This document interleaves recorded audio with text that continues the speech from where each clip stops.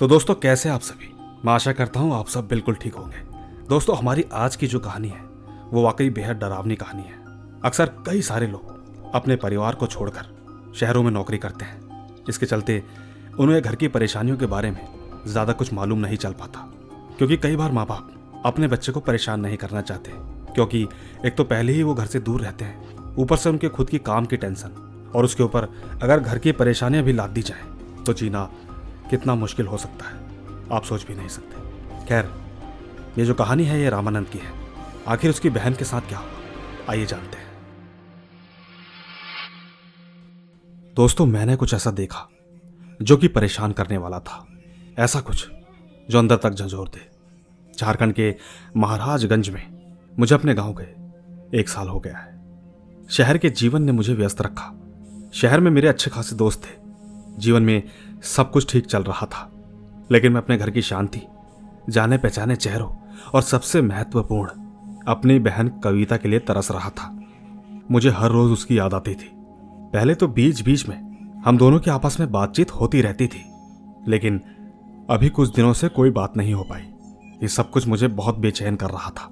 यहाँ शहर में एक फैक्ट्री बन रही थी, उसमें मैं एक छोटा मोटा दिहाड़ी मजदूर हूँ। मेरा काम कुछ दिनों से बंद था, क्योंकि बारिश के मौसम में आप जानते ही हो, ऐसे मौसम में सारे काम रुक जाते हैं। दिहाड़ी मजदूर इस बात को अच्छे से समझ सकता है। शहरों में बड़ी बड़ी इमारतें बारिश से लोगों को बचाती हैं, लेकिन अक्सर बारिश में वो इमारतें बन नहीं सकती। बस एक यही कारण था कि मेरी छुट्टी थी। एक रोज की बात है, मेरा एक दोस्त गांव जा रहा था। मैं उसे छोड़ने गया हुआ था। उसके पास टिकट नहीं था। अक्सर हम जैसे लोग ट्रेन में बिना टिकट के ही सफ़र करते हैं, लेकिन रेलवे स्टेशन के माहौल ने मुझे सोचने पर यह मजबूर कर दिया कि क्या मैं अभी गांव नहीं जा सकता। मैं यहाँ अकेले क्या कर रहा हूँ? अगर कोई काम नहीं कर रहा तो मुझे मेरी बहन का चेहरा देखने ज़रूर जाना चाहिए। ये बात सोचते सोचते मुझे उसी ट्रेन में सवार होने के लिए उत्सुक किया, जो कि मुझे मेरी जड़ों तक वापस ले जाएंगी। बस फिर क्या था, मैं अपने दोस्त के साथ चल दिया। रात भर खड़े खड़े सफ़र करना सबकी बस की बात नहीं है, पर गांव जाने की खुशी हो तो सब कुछ सहन करा देती है। मैं बहुत खुश था। ट्रेन से बस और उसके बाद एक छोटा खाली सरोवर जो कि मुझे मेरे गांव ले जा रही थी। उम्मीद थी कि गांव के लोग मिलेंगे, लेकिन जैसे जैसे रास्ता कटता गया मुझे एक आदमी नहीं दिखा। कोई बात नहीं, शायद सब अपने घरों में हो। खाली रास्ता थोड़ा मन को अशांत कर देता है, भले ही चाहे वो अपना गांव ही क्यों ना हो। मैं ठीक जब गांव पहुंचा तो मुझे कुछ अजीब लगा। आमतौर पर चहल पहल से भरा ये सड़क असामान्य रूप से शांत था। इस बार हवा में एक अजीब सा माहौल था। मैंने इन सब चीजों को बेवजह के बुरे ख्याल समझकर मन ही मन में टाल दिया। शायद ये बस इतना लंबा सफर था, इसीलिए मुझे ऐसा लग रहा था। लेकिन मैं जैसे ही अपने घर पर पहुंचा और ठीक घर के चारों ओर फैली भयानक खामोशी को अनदेखा नहीं कर सका। ऐसा लगा जैसे मेरे घर में कोई रहता ही नहीं। बाहर गंदगी का ढेर था, साथ में एक धूल की मोटी परत। क्या मेरी बहन सफाई नहीं करती? मैं उसको बहुत डांटूंगा कि ये घर की क्या हालत बना रखी है। लेकिन कई दिनों बाद जा रहा हूं, तो ये सब बातें बाद में बोलूंगा। पहले घर जाके अपनी बहन को गले से तो लगाऊं। मैं उसके लिए मिठाई लाया हूं, मुझे उसको वो देनी है, उसका सबसे प्यारा काजू कतली। मैं ठीक घर के सामने जैसे ही पहुंचा तो दरवाजा बंद था। मैं सीधे दरवाजे के पास गया। इस वक्त मैं सब कुछ हमेशा की तरह ही देख रहा था, लेकिन हवा में एक खामोशी और एक अजीब सा तनाव था। मैंने धीरे से दरवाजा खटखटाया। मैं एकदम से डर गया, क्योंकि कविता ने लगभग तुरंत ही दरवाजा खोल दिया। ऐसा लगा मानो जैसे वो दरवाजे पर मेरा ही इंतजार कर रही हो, जैसे मैंने उसे कहा हो कि दरवाजे पे खड़ी रह, मैं 2 मिनट में आया। खैर, शायद कुछ काम से आई होगी तो वहीं खड़ी होगी, तभी तो उसने दरवाजा खोला। दरवाजा खुलने के बाद मैंने अपनी बहन की ओर देखा। मैंने उसकी आंखों में एक सफेद परत जैसा देखा, जो कि शायद थोड़ा अजीब था। उसकी आंखों में जो पहले खूब चुलबुलापन था, वो आज खालीपन सा दिख रहा था। एक बार को तो उसने मुझे सोचने पर मजबूर कर दिया कि इसके साथ ऐसा क्या हुआ, कि ये सच में मेरी बहन है, जो कि आज पूरी तरह से बदली हुई लग रही है। उसने मुझसे कहा, भैया तुम वापस आ गए। उसकी आवाज में हमेशा की तरह गर्मजोशी नहीं थी। मैंने बोला, हाँ कविता, तुम कैसी हो? मैं अपनी चिंता को छिपाने की कोशिश कर रहा था। मैं नहीं चाहता था कि मैं उसे घर की किसी भी बात के लिए कहूं। अभी मेरे सामने खुशी का माहौल था और ये बाकी बातें बाद में भी हो सकती हैं। लेकिन मेरी खुद की बहन ने मुझे बड़े ही अजीब ढंग से जवाब दिया, ठीक हूं। वो सीधा अंदर की ओर चली गई। मैं हैरान होकर उसके पीछे अंदर चला गया। मेरे मन में 2-3 सवाल चल रहे थे। शायद ये घर अब पहले जैसा नहीं लगा, शायद कुछ तो बदल गया था। मैं जो चाहता था उसमें से 1% भी कुछ भी नहीं हुआ। घर में हल्की सी रोशनी हो रही थी और कमरों में बेचैन करने वाली खामोशी पूरी तरह से छाई हुई थी। कविता का व्यवहार अजीब था। वो मुझसे कम बात कर रही थी। इसी बीच सबसे बड़ी बात, वो मुझसे नजरें मिलाने से बच रही थी। ऐसा लग रहा था जैसे वो कोई अलग इंसान हो।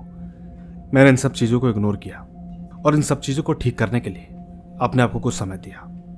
बीते 2-4 दिनों में मैंने कविता के व्यवहार में और भी अजीबोगरीब चीजें देखी। मैंने देखा कि वो अक्सर अंधेरे कोनों में बैठी रहती, खुद से ही बुदबुदाती रहती, अपनी ही दुनिया में खोई हुई सी लगती। गांव के लोग भी उसके आसपास अजीब तरह से व्यवहार करते। जब भी वो किसी के पास से गुजरती तो उनकी फुसफुसाहटें और तेज हो जाती। एक शाम की बात है, जब मैं गांव की एक चाय की दुकान पर बैठा था। उस वक्त मेरा एक पुराना दोस्त राजेश मेरे पास आया। वो चुपचाप मेरे बगल में आकर बैठ गया।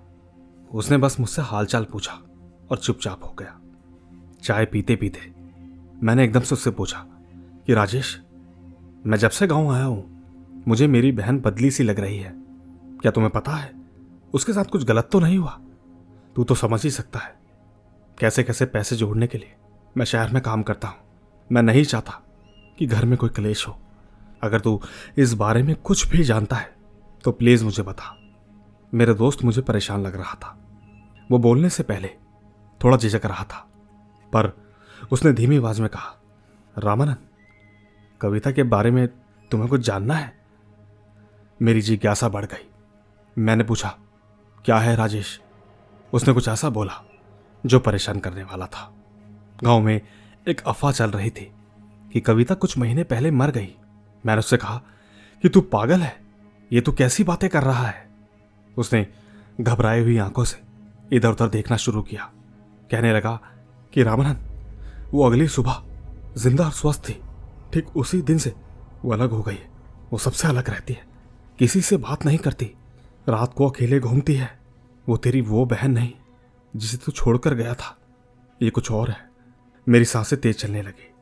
आंखों में डर और एक अनजान से खौफ ने जगह ले ली। मैंने उससे कहा, क्या मतलब अलग? इसका क्या मतलब होता है? मेरे भाई, वो कम बोलती है, अजीब व्यवहार करती है और आम लोगों से अलग लगती है। हाँ ठीक है, इसके आगे क्या?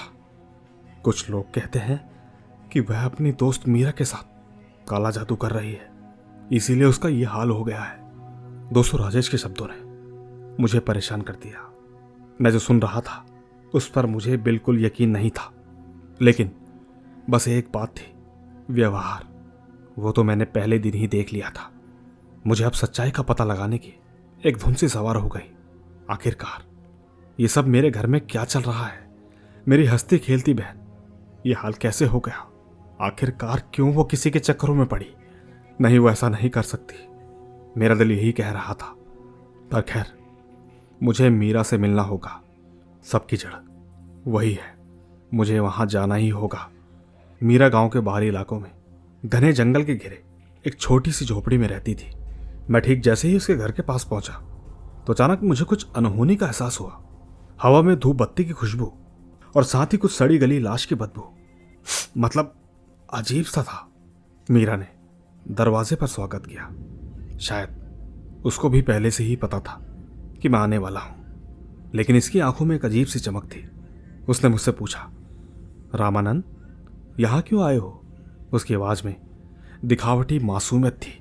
दूसरी ओर मैंने अपनी आवाज को स्थिर रखने की कोशिश करते हुए जवाब दिया, मुझे जानना है कि कविता के साथ क्या हो रहा है। राजेश ने मुझे सब कुछ बता दिया है। मुझे ठीक और सटीक जवाब चाहिए। ये काले जादू के बारे में तुम क्या जानती हो? मीरा के चेहरे पर अचानक एक अजीब सी मुस्कान आ गई। बिना कुछ छुपाए उसने मुझे सब कुछ बता दिया। कहने लगी कि कविता और मैं, अरे हम दोनों आत्माओं से जुड़ने, ज्ञान और शक्ति प्राप्त करने की कोशिश कर रहे थे, लेकिन शायद कुछ गड़बड़ हो गई। कैसी गड़बड़? मुझे पूरी बात बताओ। उसने कहा, हमारी एक रस्म के दौरान कविता, उसकी मृत्यु हो गई। मेरा दिल बैठ गया।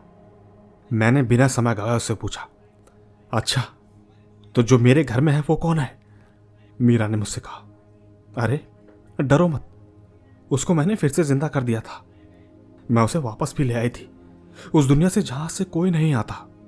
उसकी हड़बड़ाहट और चेहरे पर चिंता, मैं साफ समझ पा रहा था कि इन दोनों ने मिलकर कुछ तो अनहोनी करी है। उसने मुझसे कहा, यह कोई उसकी आत्मा नहीं है जो वापस लौटी है, ये कुछ और है, कुछ अंधेरा और अपरिचित। मीरा के शब्दों ने मुझे झंझोर कर रख दिया। मैं जो सुन रहा था उस पर मुझे यकीन नहीं हो रहा था, लेकिन अंदर से मुझे पता था कि शायद वो अब सच कह रही है। जिस कविता को मैं जानता था वो चली गई।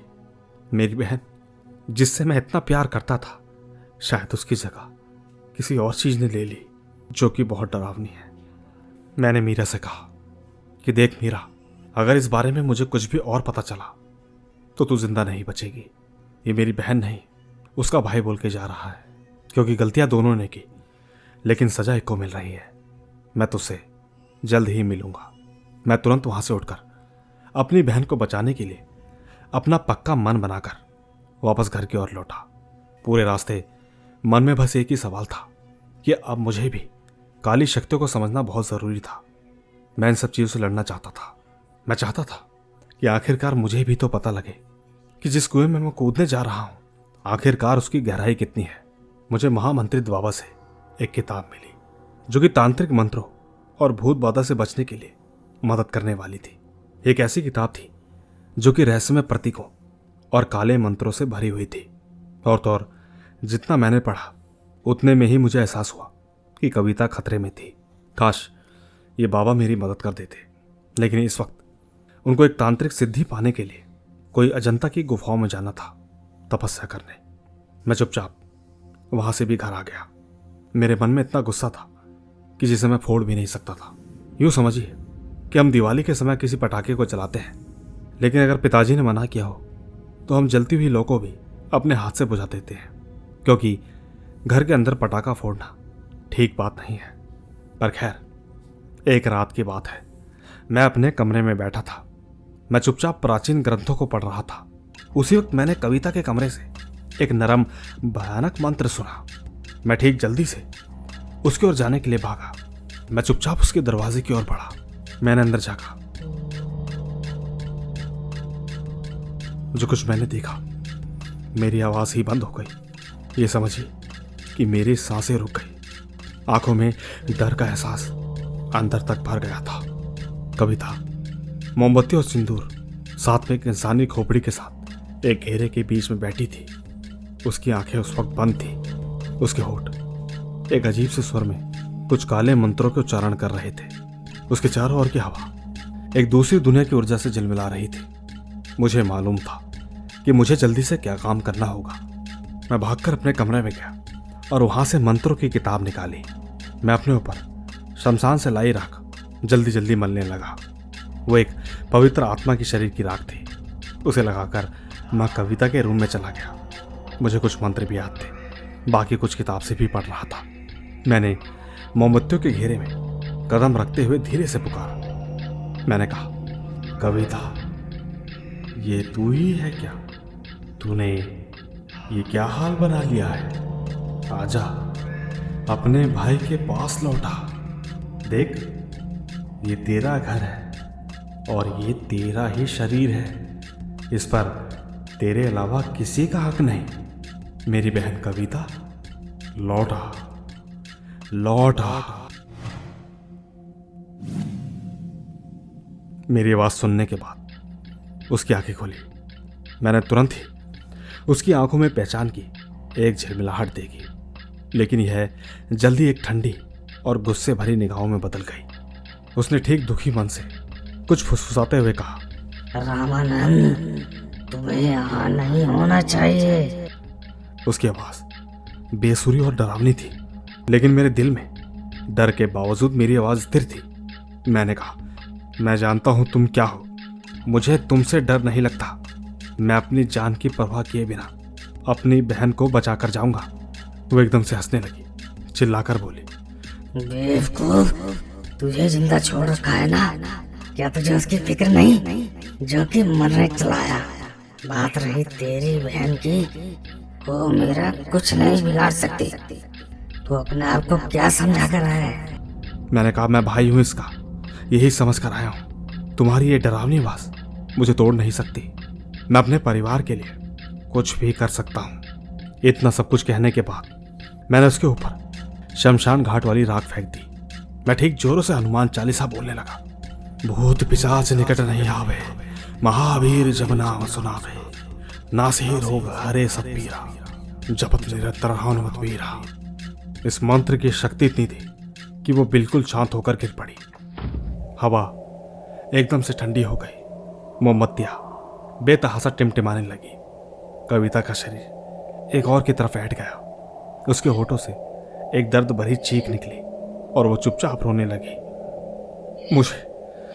मुझे माफ कर दो, इस शक्ति को मैं नहीं झेल सकती, प्लीज बचा लो भैया, मुझे प्लीज बचाओ। कविता के भीतर छुपी वो आत्मा की चीख इतनी ज्यादा थी कि मेरा पूरा घर हिल गया। वो आवाज इतनी तेज थी कि घर के आसपास के लोग भी आ गए। मैंने इधर उधर देखा तो पाया कि खिड़की से हर कोई देख रहा था, लेकिन किसी में हिम्मत नहीं थी कि अंदर आ सके। उसी बीच मैंने पाया कि अचानक मेरी बहन हवा में उड़ने लगी। वो सीधा जाकर घर की छत से टकराई। सिर से थोड़ा बहुत खून भी गिरा, जिसके बाद वो धड़ाम से नीचे गिर गई। चीख डराने वाली थी। मेरे पास अब वक्त था सबसे पहले उसको बचाने का। मैंने तुरंत उसके हाथों को पकड़ लिया ताकि वो इधर उधर ना जा सके। मैंने उस वक्त उसको अपनी बाहों में पकड़ा था ताकि वो ऊपर नीचे ना हो सके, लेकिन तभी उसने अपने शरीर को मोड़ना शुरू कर दिया। मैं पूरी ताकत लगाए उसे रोकने की कोशिश कर रहा था। इसी बीच मेरा सर एक टेबल से लगा, लेकिन मेरी बहन सुरक्षित थी। उसी बीच वहां अचानक एक मंत्र की आवाज आई और सब कुछ एकदम शांत हो गया। मैं सोच में था कि आखिरकार ये आवाज कहां से आई। जब ध्यान से देखा तो पाया कि सामने बाबा खड़े थे। मैं तुरंत ही बाबा के चरणों में झुक गया। मैंने उनसे कहा कि बाबा, कृपया करके इसका निवारण कीजिए। ये सब कुछ अब मेरे हाथों से बाहर होता जा रहा है। प्लीज मेरी बहन और परिवार को बचा लो। बाबा ने कहा, पता था तुम ये सब कुछ नहीं कर पाओगे, इसीलिए मुझे यहाँ आना पड़ा। कोई बात नहीं, चलो मेरे साथ उस किताब का 12वां खंड पढ़ो और ठीक जो उसका मंत्र है मेरे साथ उसका जाप करो। मैंने उन मंत्रों को पढ़ना शुरू किया और इस बीच मेरी बहन एक मंत्रित गोले के बीच में बैठी रही और लगातार चिल्लाती रही। उसका उस गोले से बाहर जाना मुश्किल था, और तो और इन मंत्रों से अब वो बिल्कुल ठीक थी। जब मैंने अंतिम मंत्र पढ़ा तो कमरे में एक चमकदार रोशनी भर आई। कविता का शरीर जमीन से थोड़ा ऊपर उठा, उसी के साथ एक काली ऊर्जा जो कि बहुत भयानक लग रही थी। मैंने उसे ठीक खिड़की से बाहर जाते हुए देखा। मेरी बहन कविता क्रोध और पीड़ा में चीख रही थी, कह रही थी कि भैया, मुझे ये सब नहीं करना चाहिए था, हो सके तो मुझे माफ कर देना। उसकी इस आवाज के साथ कमरे में सन्नाटा छा गया। मैं सोचने लगा कि क्या पक्का ये मेरी बहन है। बाबा ने हाँ में सर हिलाया। बाबा को देखकर मैं बहुत खुश था। गांव वाले भी ये सब कुछ देखने के बाद शांत और खुश लग रहे थे। आखिरकार ये काली और अंधेरी रात समाप्त हो गई थी। सबसे बड़ी खुशी की बात तो ये थी कि जब मेरी बहन जागी तो वो फिर से पहले वाली कविता जैसी हो गई। उसकी आंखों में मेरे लिए प्यार और अपने लिए गलती की माफी का भाव था। खैर, उसकी बातों में एक अजीब सा प्यार था जिसे मैं हमेशा से जानता था। हालांकि उसे ज्यादा याद नहीं था कि आखिरकार उसके साथ क्या हुआ, लेकिन मुझे पता था कि वो काली चीज हमेशा के लिए चली गई थी। दोस्तों, घर का माहौल एकदम बढ़िया हो गया, लेकिन ये तो मेरे और मेरे परिवार की कहानी थी। पर गांव वालों का क्या? गांव वाले एकदम सावधान थे पर समय के साथ धीरे धीरे उन्होंने उसे स्वीकार किया। पुरानी कविता आखिरकार वापस आ गई है। काले जादू और काली चीजों की फुसफुसाहट दूर की यादों में कहीं फीकी सी पड़ गई। और तो और इन सबके बीच सबसे बड़ी बात, मीरा अब गांव छोड़कर मेरे साथ शहर में रहने लगी है।